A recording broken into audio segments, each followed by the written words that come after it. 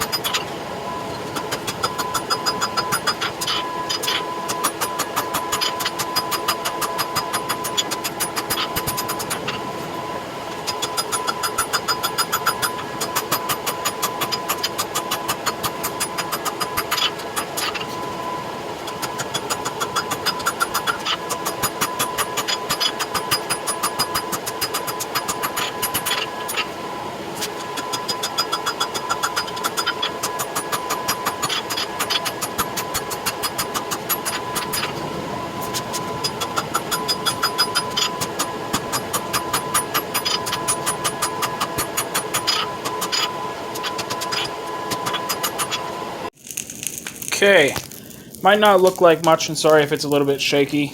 I'm holding it by hand to show you this. But there's all 12 of them with the rough domed head section. I don't know if it actually has a name. If it does, let me know. I've never seen a name for just the dome section where the square hole goes, but we'll just call it the dome. The domes are rough forged out of the heads of the spikes. Now they're all turned around.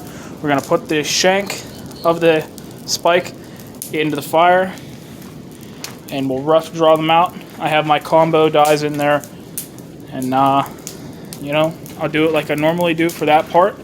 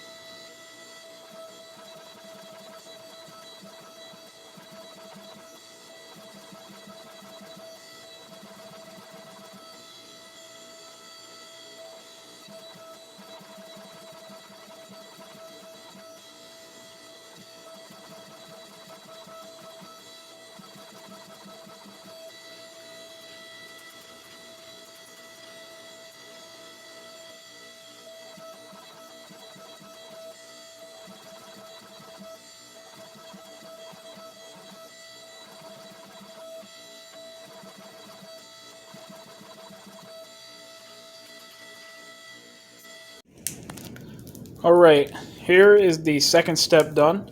All the handles have been rough drawn out on the combo dies. Now, we're going to see what the actual thing is we're trying to see, finally.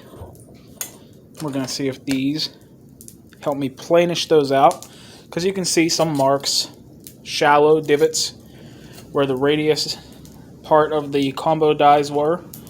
They're pretty flat and straight, but they're not perfect. So we're going to see if these make them just that little bit better that we need. Hopefully they work all right.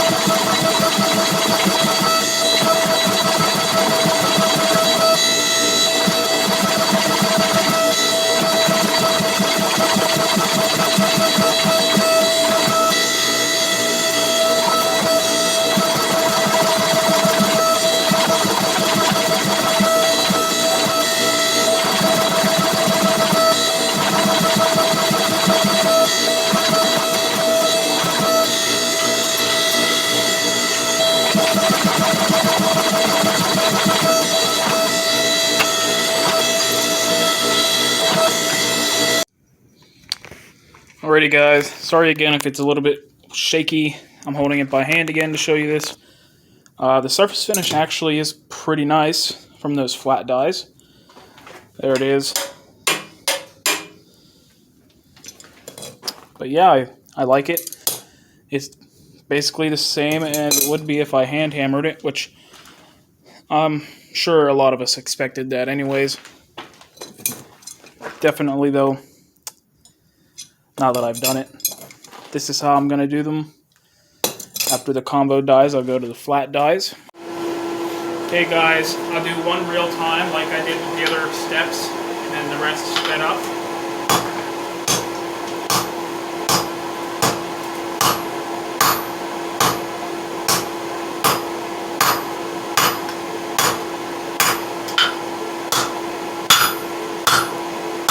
You may notice I have some different clothes on than before.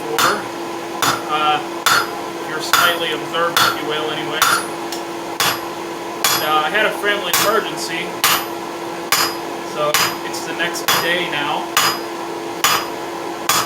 The emergency is still ongoing, but I'm not needed for it at the moment. So I'm doing what I need to do until I'm needed.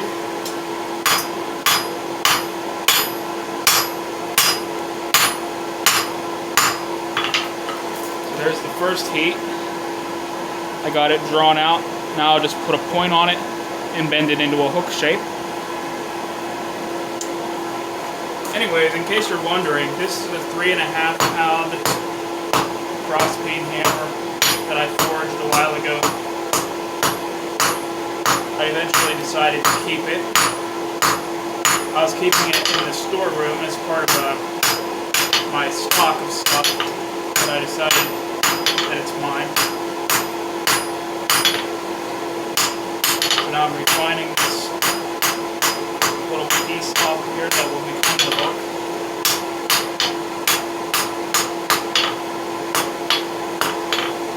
Okay. Now I'll just do the first little bend here.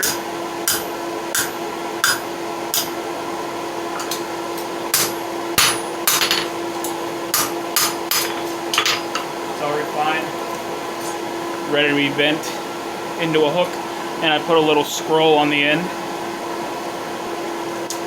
Alright. On the section of the board that's about 1.5 inches or 1.5 inches diameter. Do my bend. Make sure it's all flat. And bend it in. Sometimes you can correct it if you want to get it perfectly round using different methods.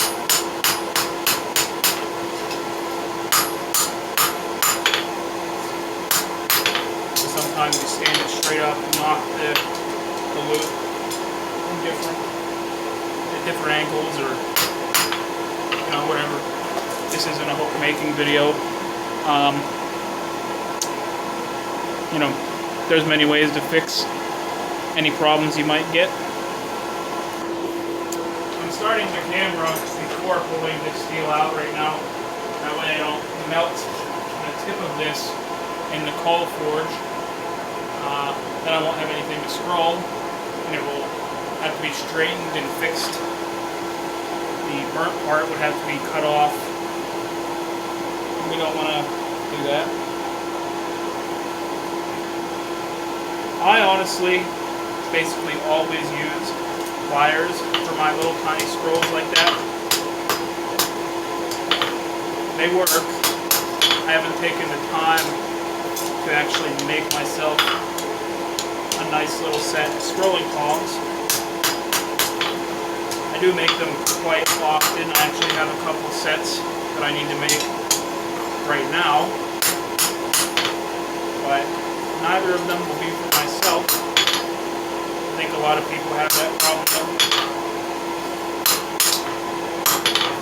Straighten up this section here. I like to make my headers, so if you're using the header on top of an anvil, you can set it flat and then hammer this without it not being flat on the face of the anvil. Usually you'll be holding it in your hand and holding it over the Pritchell or the Hardy hole. Depends on what method you use and how you like to do it. But anyways, that's the handle all done. I really am happy with that surface finish as far as not having any marks and anything and all that goes.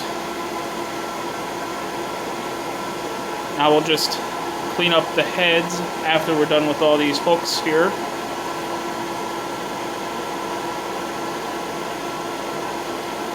We'll get to a sped up video of forging these hooks.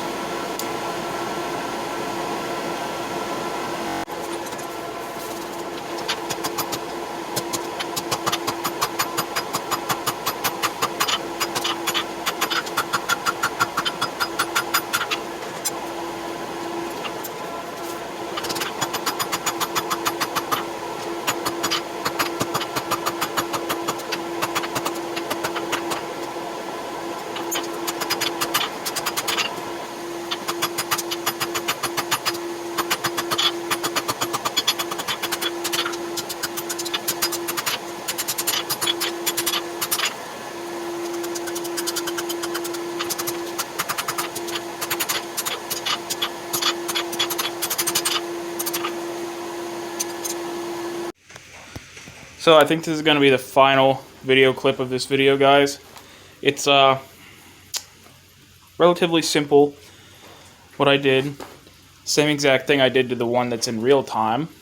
And I didn't actually end up recording all of them, because for one, it would be a lot of time added onto the video that I don't want to be too long. And it's just the same exact thing over and over again. Even if it's sped up, it's still repetitive. So anyways, I've got 12 of them all done. The last step that I did was forge all the hooks on them. So these are a dozen nail headers, or nail header blanks, as I like to call them, because they don't have the hole yet. And I still have to decide what sizes I want to do. So this is where I'm going to leave them for now. I have to decide what sizes I need. And then, like, if I do an 1/8 inch one, I'll drill an 1/8 inch round hole. Then I just have to drift it square. Or if I do a 1/4 inch, I drill a 1/4 inch hole and drift it square. It's a lot easier that way. And it's not like a perfect square all the way through. It has to be a larger hole on the bottom. That way the nails can come out easily and they don't have any chances of really getting stuck. That way you can cool it off, pop it out, and go to the next one. Just adds to the ease of use. So there they are. Hopefully you like this one. And definitely good reviews on those flat dies as far as effectiveness. And sorry if it's shaky again, but it did really help me out. So thanks for watching and subscribing. Bye.